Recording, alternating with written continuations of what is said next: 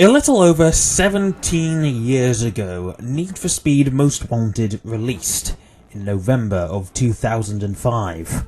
It was that game that debuted the car you're seeing on the screen right now, the BMW M3 GTR, a car rightfully recognised as Need for Speed royalty. Across those 17 years, the M3 GTR has been in 5 Need for Speed games, and has had an homage in 3 more. After the car made its first true reappearance in the series in Need for Speed Heat in 2019, it has once again reappeared on the streets of Lakeshore in Need for Speed Unbound, with a very juicy reference to Razor. Today, though, we're not going to be talking about any theories or speculation about how the car ended up in Lakeshore. Instead, I want to explore something else, something a bit more fundamental about the car. And, well, that is kind of the car itself. Why is it, after all these years, it's the M3 GTR that everyone loves and not, for example, Eddie's Skyline? Eddie's Skyline appeared on the cover of Need for Speed Underground in 2003, and it's been in the series for a lot longer. Why not that car? Why not Rachel's 350Z? Why do people not think of that more often? There have been an astonishing number of hero cars in Need for Speed history, and yet it's always the M3 GTR that gets first pickings. That is the iconic Need for Speed car. And the question is, why? What makes the M3 GTR so damn special? Well, let's look at the car itself first. For one thing, it's a BMW, and an M3 at that. You can't really go wrong with a BMW M3. It's a pretty awesome car, even when it's not a souped-up race car. Of course, it does have the issue that you look a bit hit like a cock when you're driving it, but that's just a Top Gear thing, isn't it? So, it's a BMW M3, and it's got a pretty big spoiler, and it's got an awesome body kit with that very unique sideways exhaust, and then it's also got that pretty cool paint job, which is completely unique as far as Most Wanted goes. You could, I suppose, remake it if you wanted in carbon, but in Most Wanted, you couldn't. You could not come close to it. It was unique. And it's made even more unique by the fact that it wasn't meant to be the only BMW M3 in the game at one point in development. You were originally meant to be able to get the standard M3 and the M3 CSL in the car dealership. So you could have driven those throughout the game, or whenever they were unlocked. But then, if you'd been able to do that, then there's a good chance that the M3 GTR would not have ended up as legendary as it is today, because it wouldn't be so unique anymore. We'll get back to how unique the car is in a few moments. However, we need to talk about something else first, and that is my Patreon. I've had it for years, and I'm not like the sort of person who likes to plug these sorts of things, so, for £1 a month, you can get ad-free early access to my videos for just £1 a month. Anyway, back to the subject matter of the video. And I did mean it when we would come back to the uniqueness of the car, because there's something else about the car that is quite attractive, and that's how it sounds. It was this car that single-handedly made many young children search on Google for what straight-cut gears were. That constant whine, almost jet engine-like in its consistency? That's not really the word I was looking for, but it'll have to do. It's that constant companion to wherever you go. It's just a glorious whine. It just doesn't sound like what a car should sound like, but it does, and it just works. And let's not throw any shade at the normal engine sound that the car makes. That normal, well, it's meant to be a V8. It doesn't really sound like a V8, but it does sound pretty damn good, even if you get rid of the whine.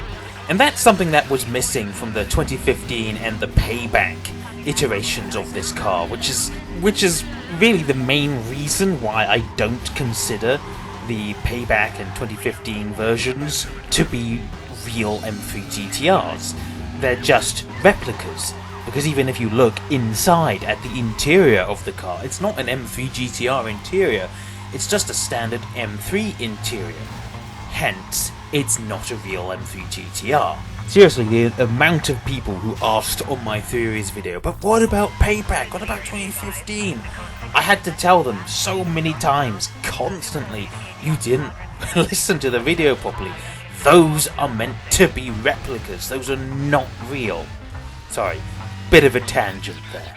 The 2012 M3 GTR is also real, but I think that's also sort of a replica because they're sort of dotted around Fairhaven City and all different kinds of paint jobs, so that's also sort of a replica, but that game's weird and no one really likes to talk about that one anyway. So, moving on to Need for Speed Heat, which changed the sound of the car when it first reappeared, and it did bring in a proper V8 sound, though it probably still isn't quite accurate to the real M3 GTR sound, but if I'm being honest, I kind of prefer this sound to the original, and I know that's sacrilege, but when I downloaded the Night mod and put it on to Heat, and they replaced the V8 sound with the classic sound, I felt a bit miffed, hence why I'm playing the vanilla version of the game here, because I wanted the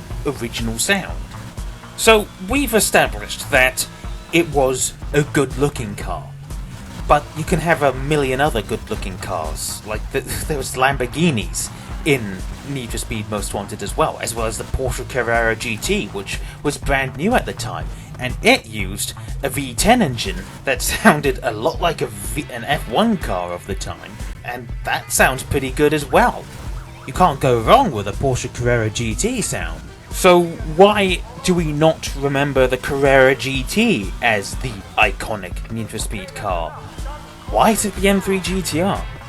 Well, I think we've already come to the conclusion. It's just how unique the car is, especially the circumstances that the car goes through. The game goes through this cycle to make you really want the car, which is maybe why we like it so much. It is, barring Quick Race or whatever, the first car you drive in Need for Speed Most Wanted, in the career mode at least. But there's been other Need for Speed games that have done that. The Underground 1 had you driving an Acura Integra Type R.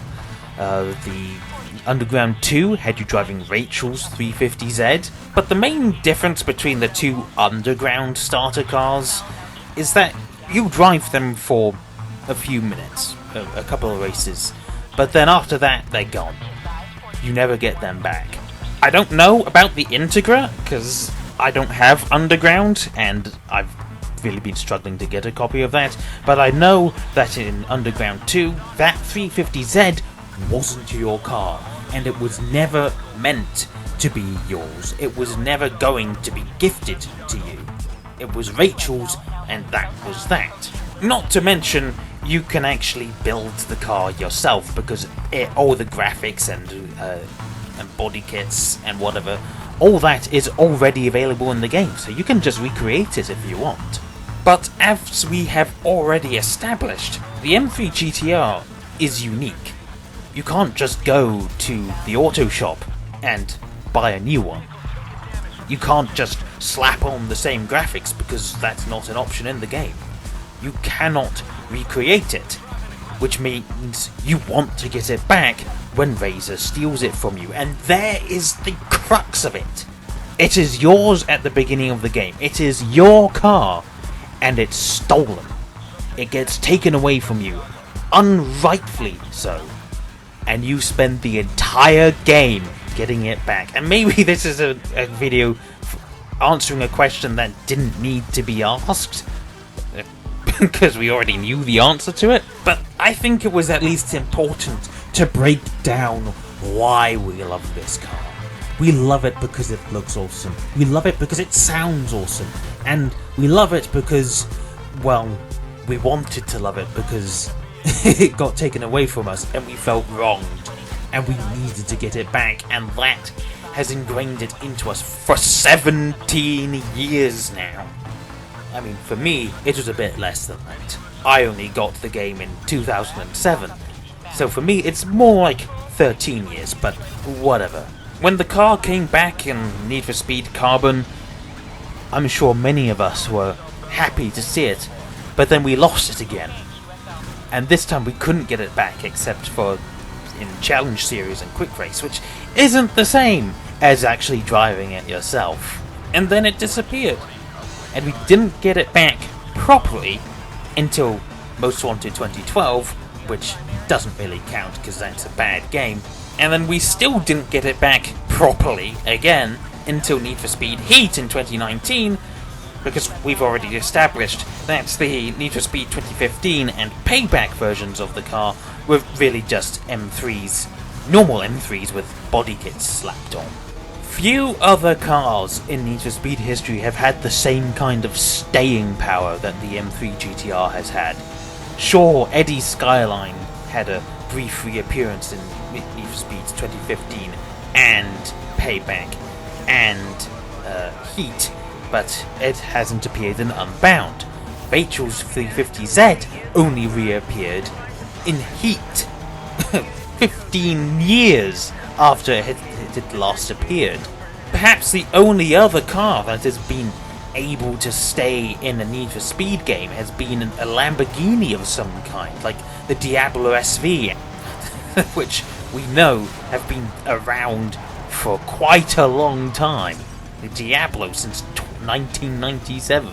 Actually, no, scratch that. 1994, though that wasn't the SV, that was the VT, but my point still stands. The Diablo has been in here since the beginning, yet whenever people think Need for Speed, they don't think a Lamborghini Diablo, they think M3 GTR.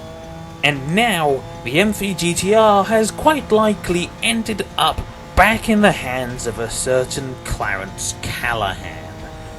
And who knows if he's going to keep hold of it, or if someone else is going to steal it, or if the next game could perhaps see us reunited with our player character from Most Wanted in Carbon, who isn't Ryan Cooper, by the way, and have us go up against Razor again.